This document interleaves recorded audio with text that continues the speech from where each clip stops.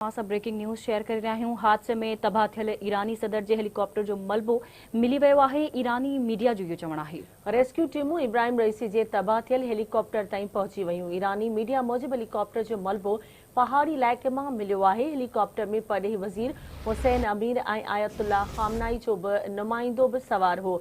तुर्क मीडिया मूजिब हेलीकॉप्टर में सवार सभिनी माण्हुनि जे फौतियन जो ख़दशो आहे। हेलीकॉप्टर में मौजूद माण्हुनि जे बचण जी उमीद तमाम घटि आहे। परॾेही मीडिया मूजिब हेलीकॉप्टर जे हादसे खां पोइ ईरानी सदर इब्राहिम रईसी जे बचण जी उमीद घटि आहे। ईरानी शहरी हज़रत इमाम अली रज़ा जे रोज़े ते पहुची विया। इब्राहिम रईसी लाइ दुआऊं कयूं आहिनि।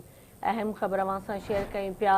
हादसे में तबाह थियल ईरानी सदर जे हेलीकॉप्टर जो मलबो मिली वियो आहे। रेस्क्यू टीमूं इब्राहिम रईसी जे तबाह थियल हेलीकॉप्टर ताईं पहुची वयूं आहिनि। हेलीकॉप्टर में परॾेही वज़ीर हुसैन अमीर ऐं आयतुल्लाह खामनाई जो नुमाइंदो बि सवार हो। तुर्क मीडिया मूजिब हेलीकॉप्टर में सवार सभिनी माण्हुनि जे फौतियन जो ख़दशो आहे। हेलीकॉप्टर में मौजूद माण्हुनि जे बचण जी उमीद घटि आहे।